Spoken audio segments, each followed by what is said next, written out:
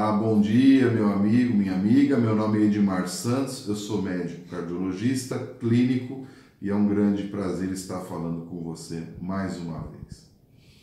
Bom, hoje, segunda-feira, amanheceu bastante frio aqui em São Paulo, que essa época do ano é bastante comum. Particularmente eu gosto um pouco do frio, mas é um terror para pacientes cardiológicos, porque a gente sabe que aumenta a pressão arterial, aumenta picos hipertensivos, aumentam visitas a pronto-socorro, internações por descompensação e realmente é ruim, né? Para a saúde do paciente cardíaco. Mas não, hoje eu vou falar sobre outras coisas que eu creio que sejam mais interessantes. Então, nesse final de semana saiu a revista nova da revista oficial da Sociedade Brasileira de Clínica Médica. E é uma revista realmente muito boa, em termos de qualidade, o seu conselho editorial, é uma revista muito boa. E tem um artigo de revisão meu, que eu fiz junto com o Dr. Henrique Triabianco, que é um dos maiores experts no Brasil de lípides, de aterosclerose, né? E o artigo de revisão ele se chama Atualizações em Doença Cardíaca Isquêmica Aguda e Crônica. O que você pode imaginar é um assunto bastante complexo, né? Então a gente conseguiu fazer uma revisão narrativa e relativamente sucinta, mas que vão aí umas 7, 8 páginas. Mas de qualquer forma, muito boa, e eu indico a todos aqueles que fazem pronto-socorro ou consultório e que lidam com esse tipo de paciente, que leiam, né, este artigo, porque ele está bem atualizado mesmo. Mas a revista é muito boa, independente disso. Tem outro artigo que eu me debrucei com muito interesse, é esse aqui, Doença Arterial Obstrutiva Assintomática e índice tornozelo braquial em pacientes com diabetes mellitus tipo 2. O índice tornozelo braquial é um método simples que a gente usa de avaliação de obstrução arterial periférica com ultrassom vascular e ultrassomzinho simples vascular. Você consegue então ver se o indivíduo tem obstrução arterial periférica e o risco dele ter amputação de membros inferiores, que é uma coisa bastante grave, né? E mostra que a incidência de obstrução arterial periférica significativa nesses pacientes é muito alto. Eu acredito que os pacientes submetidos a essa enfermidade, ao diabetes, devam todos fazer o índice tornozelo braquial. Infelizmente não é assim que os planos de saúde entendem, não é assim que o SUS disponibiliza, as pessoas também não querem ou não podem pagar por isso, e fica uma situação bastante vulnerável, né? Então eu separei algumas perguntas que me fizeram no lançamento do meu livro, que foi feito na sexta-feira, na Livraria Cultura do Shopping Marketplace. Agradeço a todos que foram, também agradeço aqueles que não puderam ir. Sexta-feira, apesar de estar cheio e poder rever bastante os amigos, é um dia bastante difícil aqui em São Paulo, está todo mundo querendo fugir da cidade, não é? E eu separei algumas perguntas que me fizeram lá no evento e que considero que mereçam ser respondidas de uma forma com um pouco mais de atenção. Uma delas foi feita da seguinte forma: por que a maioria dos médicos é ateu? E eu tenho que discordar do enunciado inicial, né? O enunciado inicial ele não é correto. Então, temos que dividir médicos em três atribuições da natureza da profissão. Quer seja o médico que trabalha com assistência ao paciente, quer seja o professor de medicina, quer seja o médico pesquisador cientista. Certamente o que atende ao paciente, e a esmagadora maioria, não é ateu. Também não teria problema nenhum se fosse. Talvez esse número ele aumente de forma expressiva, também não entre professores, mas entre os pesquisadores, né? Que geralmente há um dilema mesmo filosófico sobre esse campo, e em geral os pesquisadores eles são mais afeitos à ideia ou agnóstico, que não acredita nem que é possível a prova de Deus, nem a sua existência. Então é bastante racional essa opção, e temos que respeitar, né? Um dos capítulos do livro eu trato de fé e religiosidade. Acho que a fé é uma coisa que ajuda bastante a você enfrentar as enfermidades da vida, e que não são poucas, são muitas adversidades, não só no campo físico, mas no campo emocional.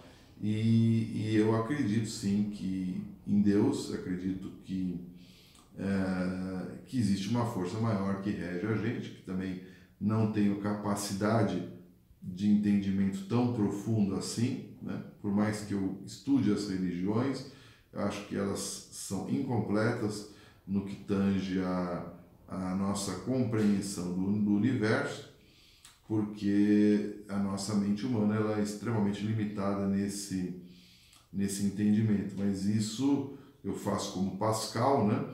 Então eu faço minha aposta na existência de uma energia, de um ser ou de algo supremo que, de certa forma, ele nos guia ou nos ajuda, né? O que me é bastante conveniente, diga-se de passagem, mas acredito sim, na existência de Deus sim, né? Essa era uma das questões. E outra era sobre o envelhecimento. O envelhecimento não é fácil para ninguém, claro, que isso traz as enfermidades, os problemas naturais do envelhecimento, o que, diga-se de passagem, não é fácil, não é agradável, mas a opção ela é pior, né? A opção de morrer jovem ela é muito pior. Então, entendo que envelhecer é necessário. O grande problema é como Shakespeare fala no Rei Lear, quer dizer, o rei envelheceu, eu tenho pena do rei, o rei envelheceu e não envelheceu sábio. Então, meu medo realmente é envelhecer tal e qual sou hoje, um homem não sábio. Então, a busca da sabedoria, eu creio que seja alvo de todos aqueles que aqui na Terra se encontram, e temos que envelhecer juntos, porque passaremos muito tempo juntos.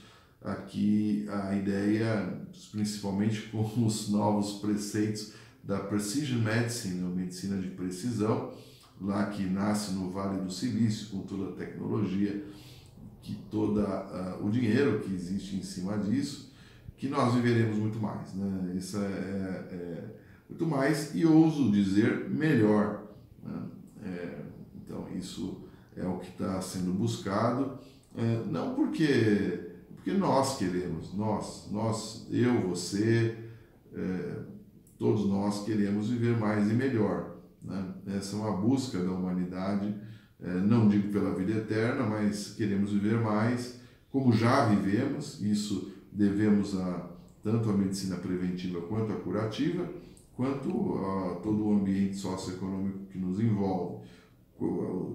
Quanto mais rica a civilização, mais se vive, e é o que acreditamos, que podemos ser mais ricos, né, como sociedade, e podemos viver mais e melhor no futuro, né? Isso é uma das questões que me foi colocada, que eu fiz questão de anotar.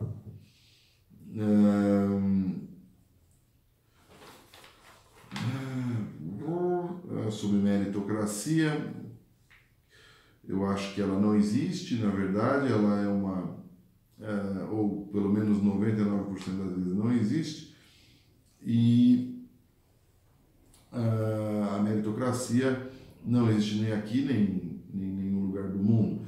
Ela partiria da premissa que indivíduos partem do mesmo ponto de partida, e isso não é verdade, né?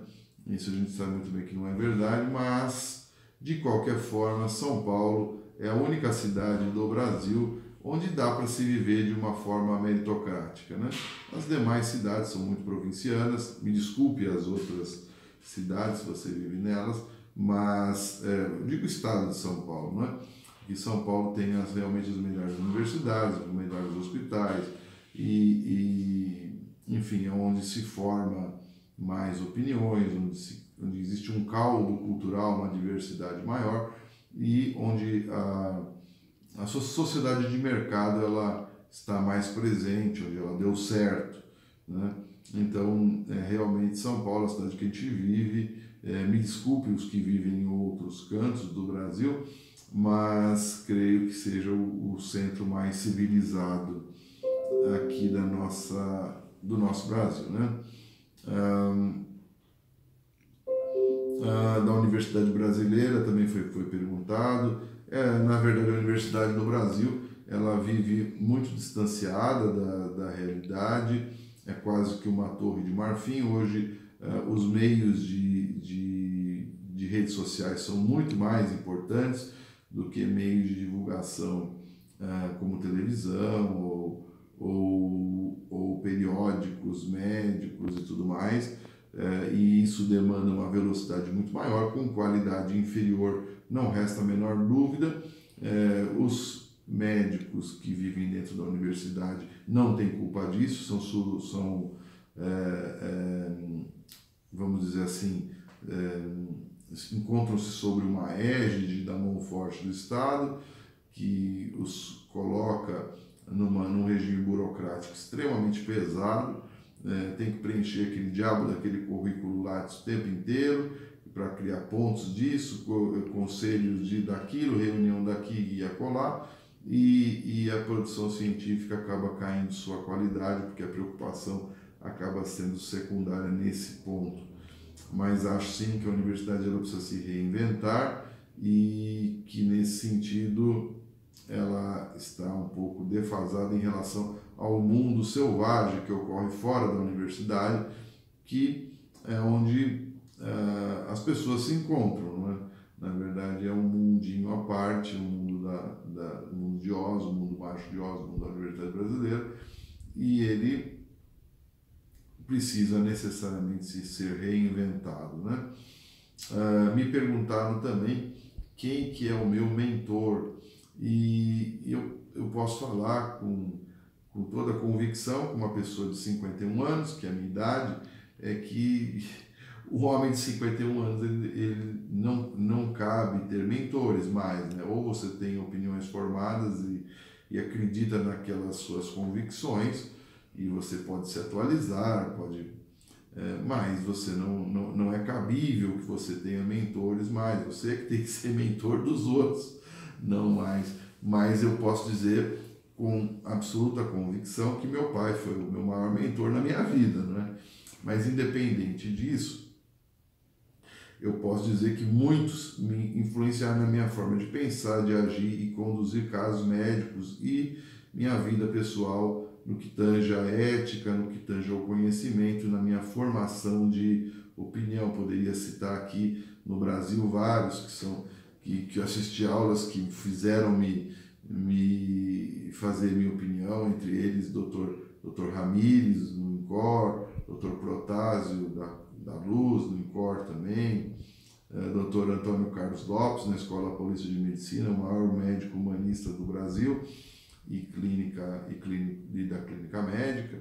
Poderia citar também no Dante Pazanese o Dr. Michel Batloni, enfim, vários deles. Nos Estados Unidos, o Dr. Steve Nichols, da Cleveland Clinic. Poderia citar também o Valentin Fuster, de Nova York, Dr. Brownwald. Na Austrália, Dr. David Sellermajer.